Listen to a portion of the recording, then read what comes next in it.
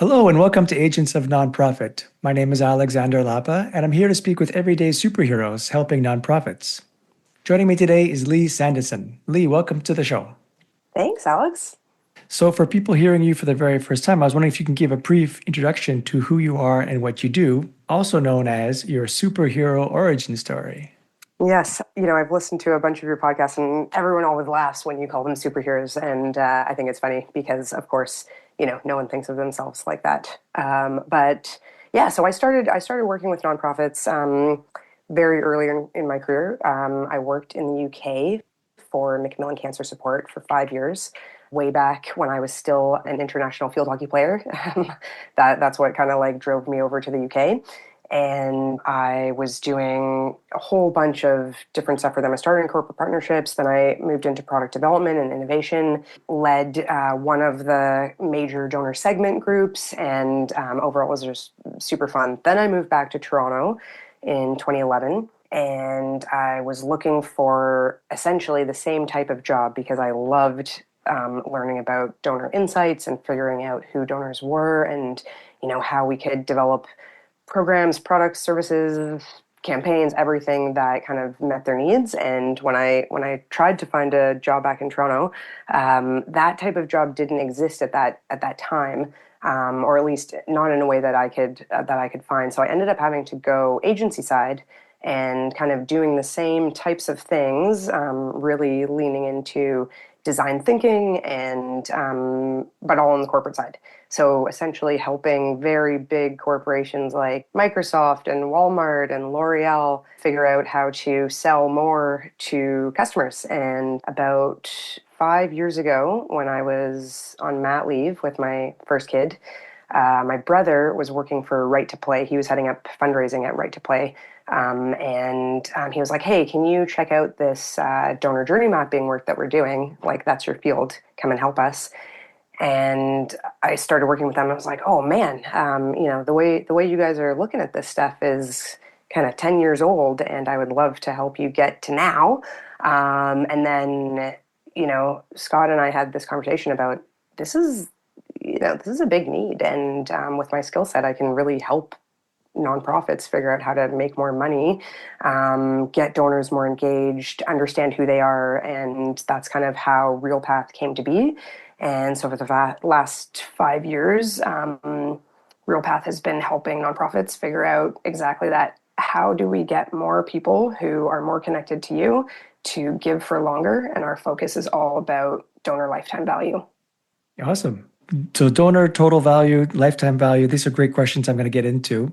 And there's also a bit about, we talked earlier about data-driven decisions. And sometimes people make Mhm. assumptions and wrong assumptions sometimes right ones, but maybe more often than not, wrong ones. So I'm curious to know, staying at a high level first, I'm curious to know from your experience as you come in to start working with nonprofits, what generally mistakes do they make, or let's start with mistakes. Let's start with a more positive way.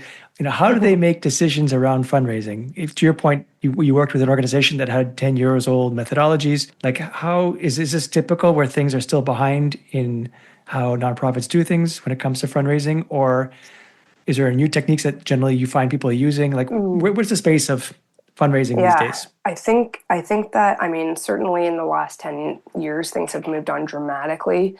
Um, Quantitative analytics, AI playing like big, you know, they're advancing it a lot.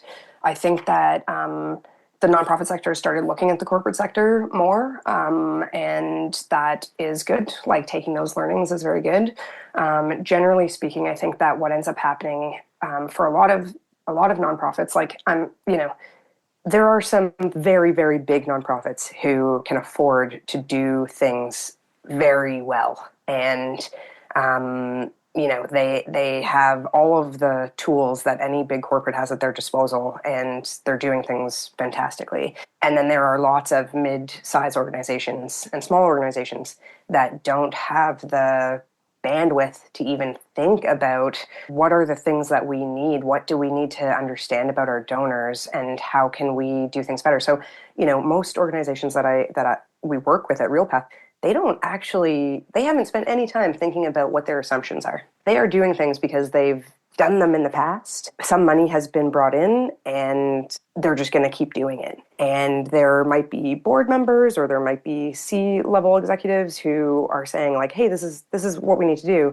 And then there are people who are on the ground who talk to donors who are like, this just doesn't feel quite right, but okay, this is what we're, being told to do. And there's like a bit of tension. And then there might also be tension with, marketing and fundraising. And there might be tension with services and fundraising. And what ends up happening is everyone's kind of working from their own perspective and the organization is working from their own point of view. And they haven't actually spoken with the donors to find out what it is that the donors want from them, how they're connected, why they're connected, so that they can truly understand like this is what people need from us, this is what we should produce, and also this is what we can stop doing because nobody cares about that. They'll just cut that out.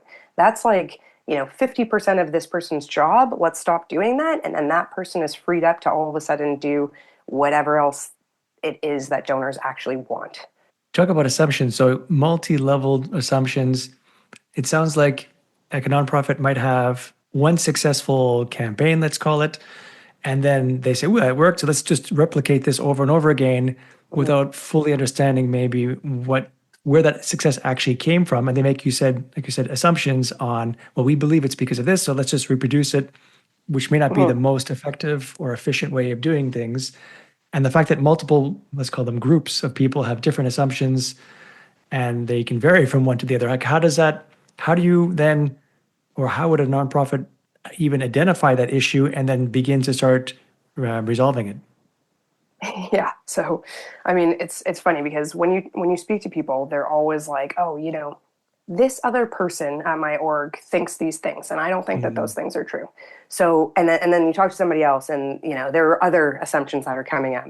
So the first thing that you do is sort of individually, but collectively. So like one at a time, but all together, ask people what they believe the assumptions are in their organization, and also what do you know about donors. So some people might know a lot. They might know a lot quantitatively. Some people might know a lot because they're, at events and they're interacting with people all the time and they can see things that are going on that might not even be said to them. And then some people are on the phones with donors all the time and they hear all the complaints or, like everyone has a different perspective. But once you pull it all together, then you can map out, okay, this is the assumptive journey that our donors are going through. And one of the things I always think is so funny is like, donor journeys is like a buzzword now, right? Oh, we've got donor journeys, and it's like, actually, what you're looking at is how you believe your donors go through your touch points, and that is assumptive. If you have not spoken to your donors to find out how they feel about all of these moments that you're interacting with them, and the moments kind of in between that you're not even interacting with them, but that actually plays a role in how they feel about your organization, you're only mapping the introspective donor journey and not the extrospective donor journey, which is from the donor's perspective. So, we're trying to move the needle on getting more organizations to think about from the donor's actual perspective so that they can understand these tiny little moments that make decisions to get someone to go from being like vaguely interested in your organization to all the way to being a lifelong committed donor who's an advocate for your organization and tells other people about you. It almost sounds like these scenarios sound like a nonprofit knows their donors better, or it makes assume that they know their donors better than the donors themselves. Is it as simple as that? As like, we think we know what they want, and therefore we'll just give it to them, and the solution to it is just asking them, like through a survey or other mechanism? I have so many things to say about that. So Let's the break it first down. thing I would say is I don't think any, when I talk to people at their organizations, they're not like, oh, we think we know our donors. They never say we know our donors. They know that lots of what they're doing is based on assumption. But the problem is they just don't have the time, they don't have the bandwidth, they don't have the expertise to speak with their donors and find out all of these various things and sometimes they also feel like, oh, well, the donor's not going to tell me what's really going on because I'm the organization and they're, they need to, or they feel like they need to be nice to me. I don't think that that's totally true all the time, but there's a level of disconnect between like what the organization can get out of a donor when they're speaking to them and what like a third party person might be able to get. So that's one part of it, is just we don't have the bandwidth to deal with it. Another part of it is that the assumptions are different throughout the organization. So that makes it very hard to decide to kind of find the truth, because you have X person saying donors think this and another person saying no, donors think Y, and getting them to agree like, hey, let's actually just go and ask the donors what they think is not always the like first step. It's sort of more like, let's just arm wrestle until I win, which is very tricky. But the other thing that you were talking about was like, okay, should we go out and survey them? And surveys are absolutely a good first step. So you can get lots of information from surveys, but what you can't get is answers to questions you don't know you have. So surveys can always answer things that are, or can often answer things that are like questions that you already specifically know. But very often you want to talk to donors because you don't even know what you don't know. And when you're speaking to someone in a conversation, like just like you and I right now, you're able to listen to what I'm saying and ask me questions about what I'm saying, and we can dive deeper on specific things. If you were to just survey me, this would A, be very boring, but B, you wouldn't be able to get like deeper insights out of me because it would just be blanket. So I think that's one of the kind of issues. And actually, I just came across this survey the other day. Let me just see if I can find this. This came from a major hospital in Canada. It was a survey to their donors, major hospital in Canada. It's probably the best fundraising team in all of Canada. Like, they are absolutely stellar. They're amazing. Okay, this is the question on the survey. Do you feel fighting for the health and well-being of children is one of the most powerful ways to improve society? Yes or no? That's their first question on the survey. So you are already, it's a loaded question. You're already basically saying, like, are you with us or against us? And now that I have, and like, most likely if you're getting this survey, you feel somewhat connected to the health and well-being of children. But the most powerful ways to improve society, like, that's very pointed, and it sort of sets up the survey for the rest of the questions, because now it's like, okay, you've decided you're on our side, and this is now how we're going to maneuver the rest of the survey. And and then they can also say, hey, 96% of our donor base feels this way about, and it's like, do they? I'm not sure. And if you were, it's certainly not the donor's words, but it might not even be the donor's sentiment. So there's a lot of questions around using surveys. Like, I believe that, you have to use as much quant data as you can, and you can also use surveys to build your assumptions. And you get much more pointed answers to be able to, when you're having conversations with donors, you can go really deep because you already have more tidbits of information from surveys. But I think if you're talking about like full on donor experience and creating better campaigns, programs, services, interactions with donors, then surveys can be limited. And I'm not saying don't use surveys. Surveys are great, but they still come with assumptions. Your survey example, the question in the survey reminded me of, it's a technique that some guys use to attract women. I don't know why it popped into my head. I know what you're talking about. Where you like kind of, what is it called? It's like peacocking or whatever, right? In that book. Oh, I know what you're talking about, but that's not what I was thinking of. Oh. That's interesting that you know the book, by the way. No, this one is, I do it sometimes because it's cute. Early on, after a couple of dates, I asked the question, when did you realize you were first attracted to me? Yeah, and then they're like, oh, so I It's guess I'm attracted to it's you. a loaded question, and Yeah, it sets up the that's fact rough. that That's rough. Because no one's gonna. Well, it would be pretty mean to be like, actually, I'm not attracted to you. yeah, because we're obviously it's a third or fourth or whatever Yeah, number of dates, so you must be attracted. But to say, and then you have to, and it sets up the frame, that mindset and the frame to be okay. Well, I'm obviously attracted to this guy because, yeah, because he said I um, was. exactly, because he said it was. So, going back to the surveys themselves, because I mean, you said that there's pros and cons to it. One of them, of course, is if you are a smaller or medium-sized nonprofit, you don't have the ability, the bandwidth to call all these your donors and ask them individually and have this kind of engaging conversation. So surveys could be a great way to reach the numbers. But are you saying, if I understand, are you saying that that should be a complement to still calling them like a smaller subset, or like what do you do? What would you Yeah, for sure. recommend to a And nonprofit? when we're speaking with donors and doing this like deep discovery, we're not talking with hundreds of people. We're Mm. talking with tens of people, and we're as you talk to more and more people, you see more and more similar things come out, and then you can start to be like, okay, that feels like an insight. It's not just a one-off person. This is bubbling up to something bigger from more people.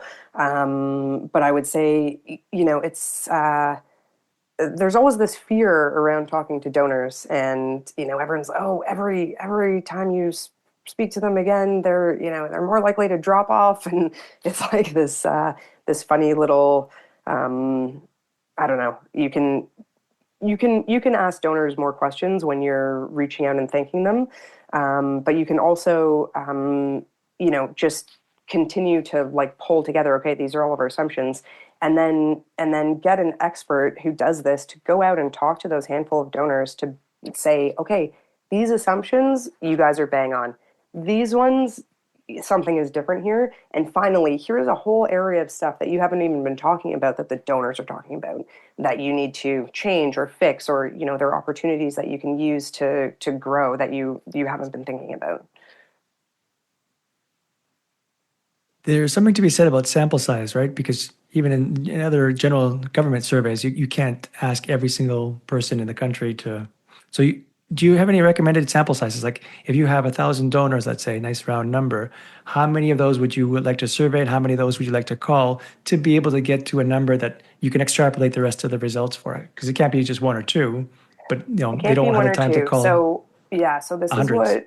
this is what we always say. When we start at the beginning of a project, we think about what are the different types of segments that you believe you have. And we're not talking about segments by like, demographics. We're talking about like the reasons that people are connected to you and why they give to you. If that bubbles into a few different types, or you think that there are a few different types, then you probably want to talk to, I don't know, let's say you decide to talk to 24 people, and then you realize, hey, there's a fourth type coming out when we're talking to people.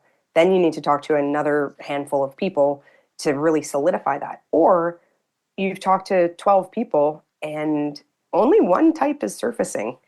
Like I did this project recently, and we talked to a few more people to make sure, but it was like, actually, it's a very homogenous group that you have here.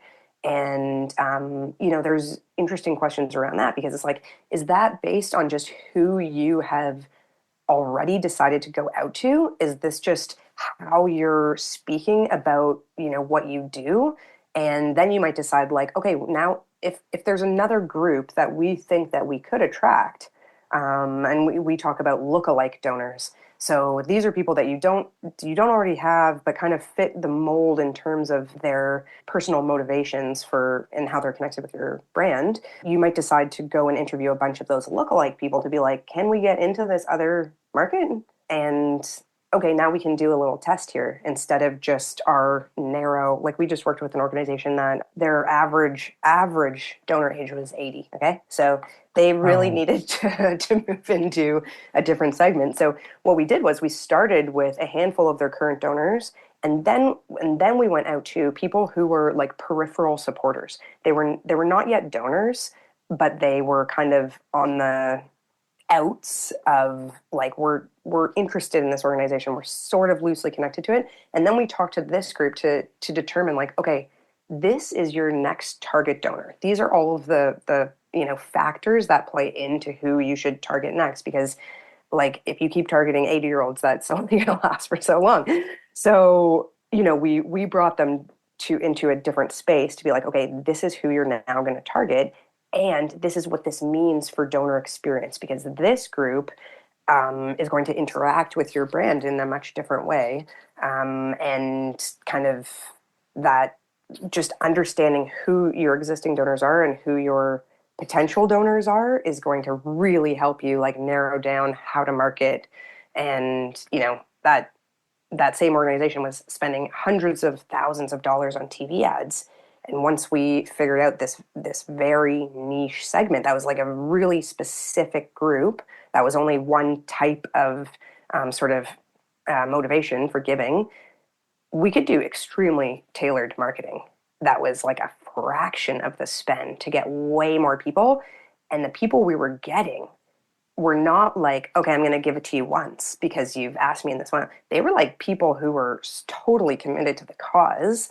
And if you gave them a fantastic experience, they would be donors with you for life.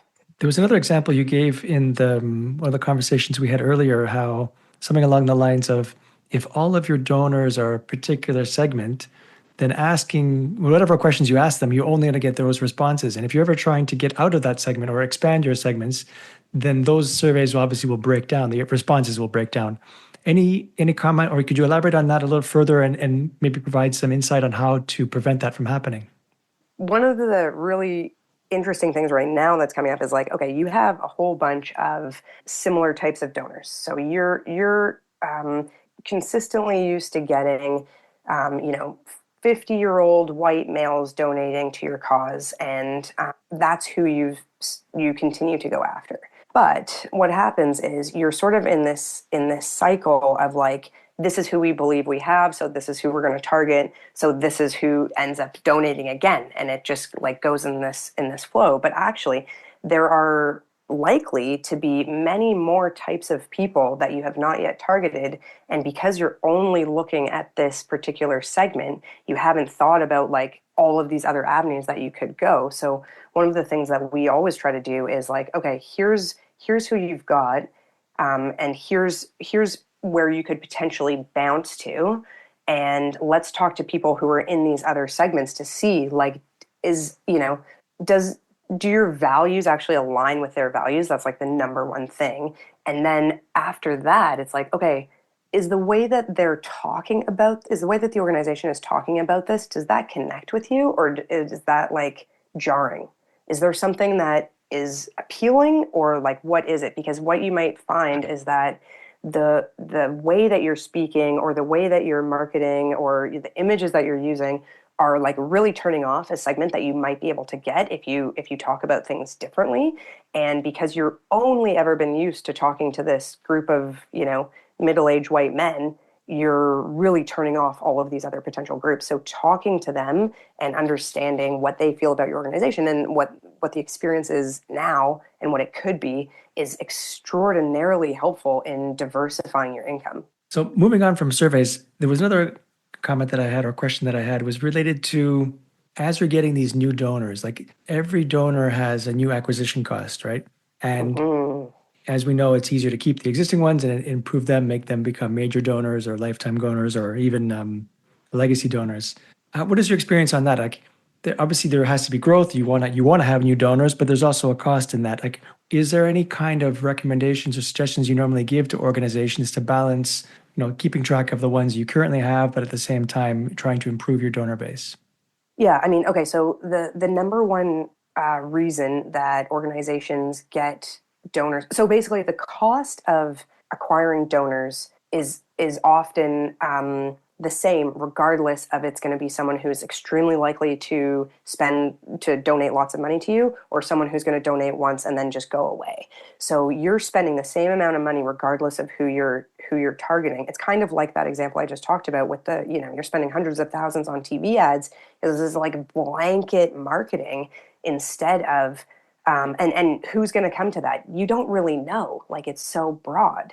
But if you understand who your donors are, what their values are, what their archetypes or personas are, you can be way more direct in how you approach donors so that you bring in those people who are going to be your lifelong supporters. So it's like it might cost you a little bit more to acquire those donors, but those donors are going to pay you back tenfold in the long term. So it's worth it. And you don't want to spend all of this money on people who are only going to give to you once. It's too costly. Like, it's expensive to get new donors. So if they're one and done, like, get rid of those guys. Go for the people who are deeply connected. Right. So you're saying, pay more, invest more, maybe is a better word, and to get donors you actually want versus the ones who only might stick around Absolutely. for. But is there a way, specific tactics that you can recommend to be able to, it's easy to say just spend more, but it has to be focused more. Is there any particular channel or revenue or style or model or something strategy that you would recommend to be able to get those No, donors? I'm going to say an absolutely not to that, because it completely depends on who your donors are. One organization might find that they're going after, I don't know, like Gen Y people who are only ever on Instagram or like whatever, and then some other organization is going after soccer moms who, like, you're going to get them at the field or whatever. Like, it completely depends on who those people are, where they are, how they want you to talk to you, how they want you to talk to them, and you're only going to find out when you speak with them. So having like a generic, we recommend doing this for acquiring you don't know. We don't recommend doing anything that's just like, this is hot at the moment and this is what, the big guys are doing. It has to be specific to who you want to attract, who your donors are.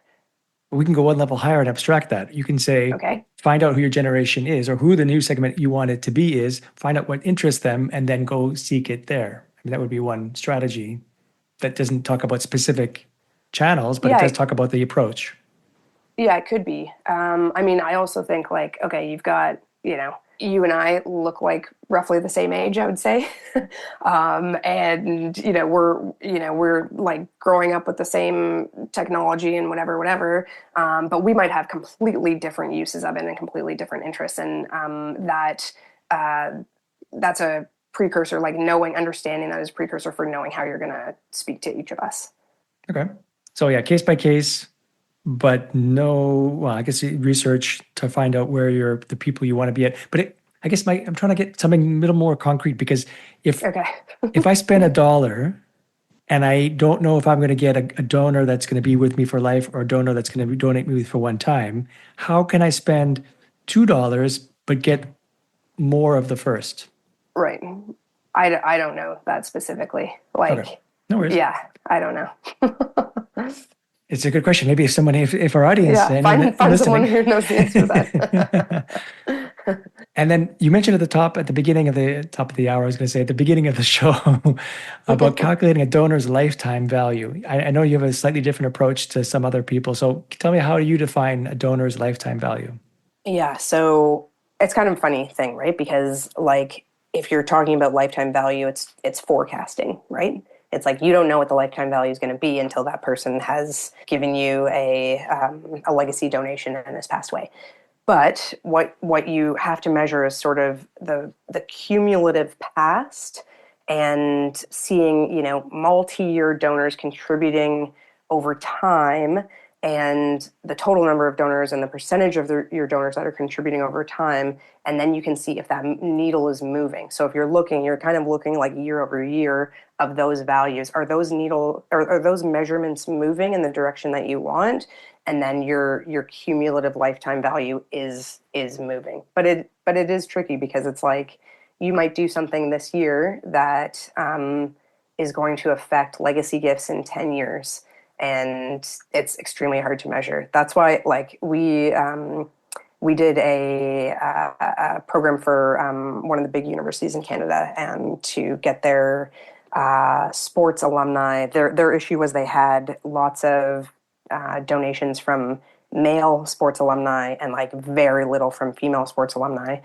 And it was like, what's the issue? What's going on here? And one of the things we found was they were asking in this very specific way that was like, okay, you're, you know, if you donate X, then we can buy Y for the student athletes. And what we found was like women just didn't like that approach, and we needed to ask in like a totally different way. Anyway, the point was that in a very short period of time, it was like a 4 month period, we were able to see their monthly donors increase over eightfold. So Wow. monthly donations is obviously a much easier way to look at lifetime value. You take attrition into account and da da da. But like, versus one-off gifts. So if you're looking at lifetime value and you're thinking about your like how you're growing your monthly base, then that's kind of a good place to start. I'm curious, why didn't you mention inflation? Is that part of the calculation as well?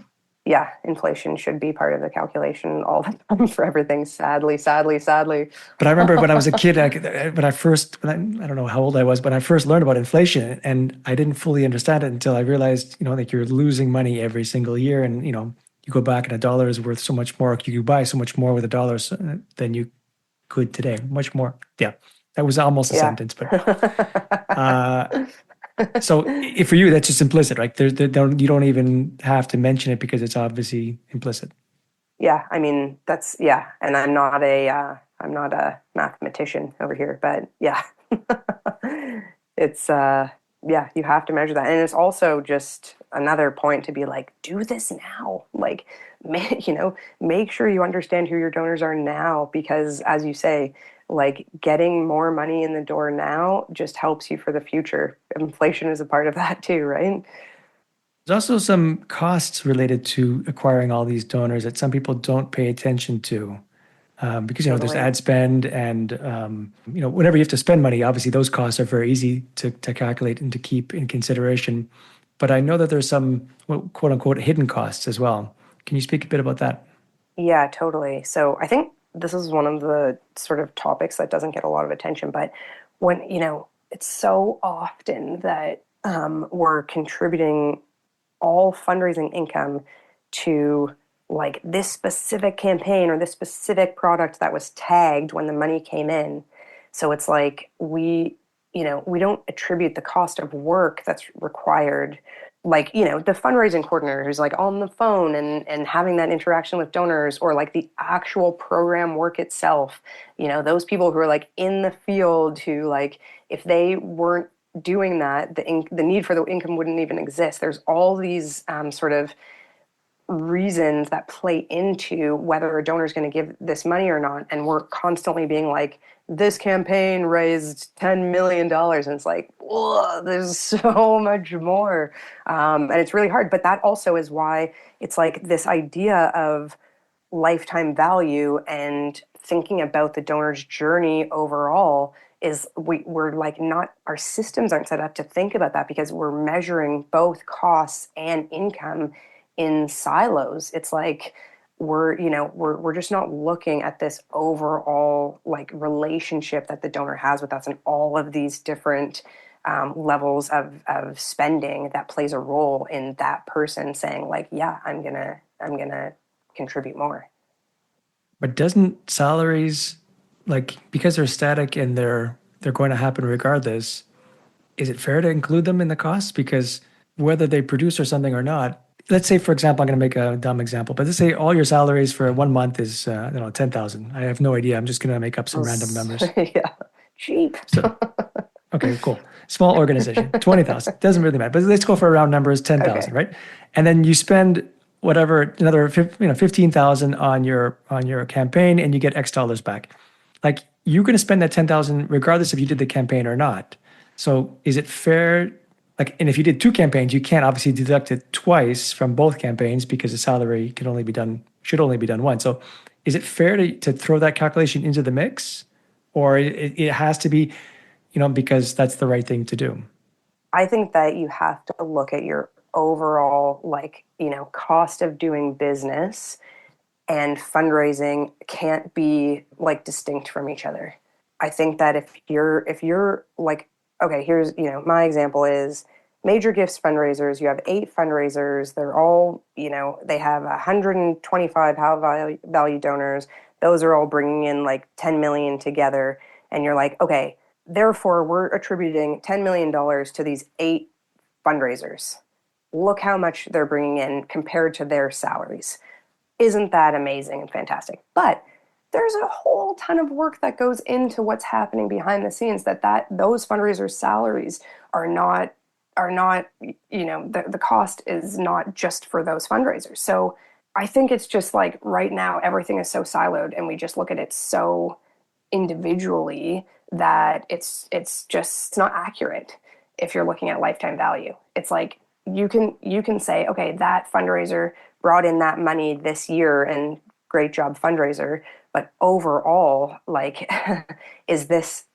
what about all of the other things that come into the cost? Okay, so we're I using think two it's different. very, yeah, go ahead.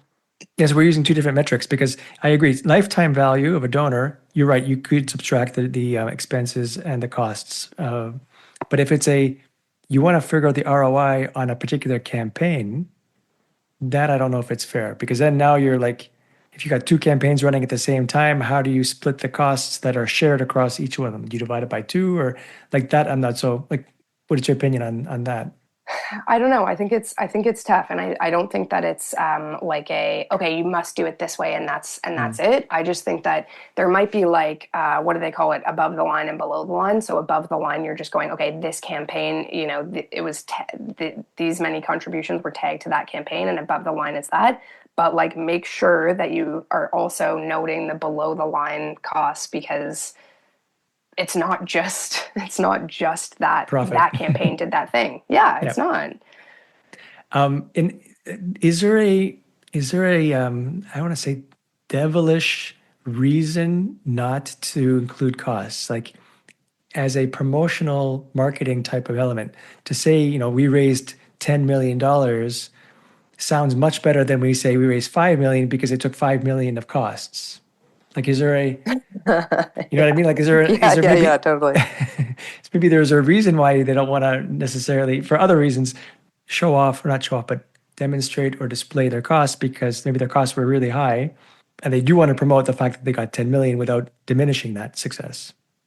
And to be honest, I'm all for that because I think there's a difference between what you're saying externally and how you're exposing that and what you actually know because it's determining what you're doing strategy wise for like the future, So it's like, okay, this, but I don't know. I always think about in the corporate world where people are allowed to be very greedy and there's no one looking at okay you only made 3 cents on every dollar you spent, but that's allowed, whereas in the nonprofit world it's like bad fundraisers, you spent all this money, and you brought in $10 million more but you spent, your percentage of cost went up 2%, so we're not accepting that. Like, no, I'm so against that.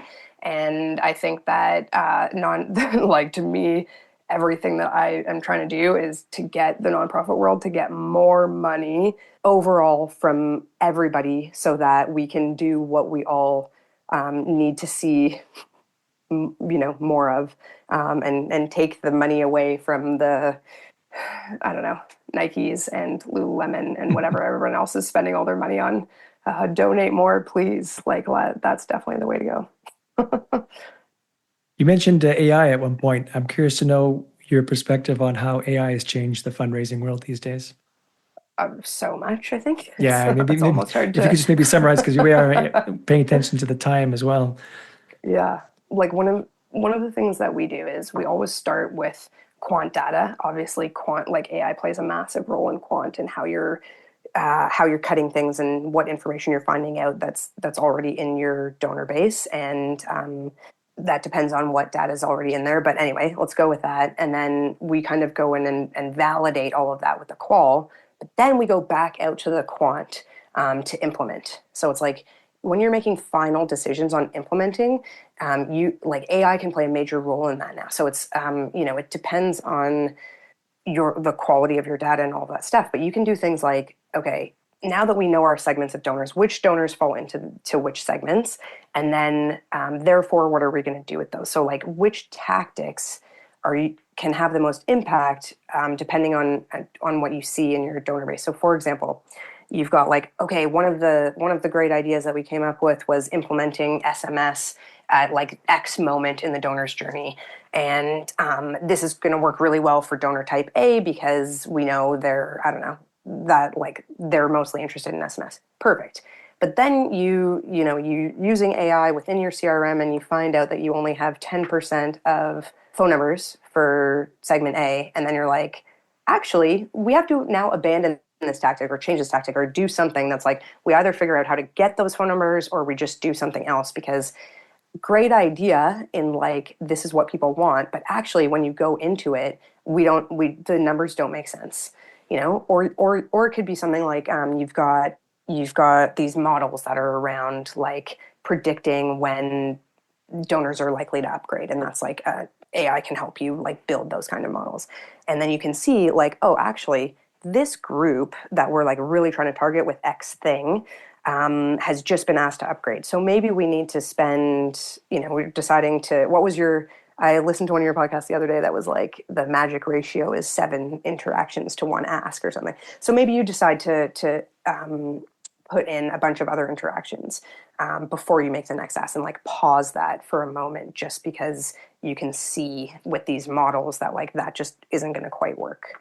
Or it could even be something like you've decided to change an event. This event is only going to be valuable for mid-value donors because you've done all the ROI calculations and taken into account all of the below the line costs and whatever. And then it's like, okay, you're going to run this query to see like what's the best location for me to get where my mid-value donors are to be able to like, make sure I get good uptake for this event. And that might lead you to decide like, actually, this event doesn't make any sense. We don't, they're too far spread out to make this worth it. I don't know. There are just so many ways that you can go about it. so many things now. It's amazing. The theme that I seem to hear, though, what you're saying is that AI can be like kind of like a mini secretary that help you just analyze things, research things, find things, and then you can use their insights to be able to make better decisions. Is that Totally. maybe It's like you just validate your own decisions with it for sure. cool? So this has been great. Lots of valuable information. Leigh, I was wondering if you could share your contact information in case people have some additional questions that they can ask you. Absolutely. So I am Leigh, Leigh, at realpath.ca. And on LinkedIn, you can find me, Leigh Sandison. I'm the only one. Hooray. Awesome. Leigh, thank you so much for joining me today. And thank you so much for doing what you do. Thanks. Thank you, Alex. It was super fun. All right. That's it for today. I'm Cool. Alexander Lapa, and I hope you join me again in the next Agents of Nonprofit.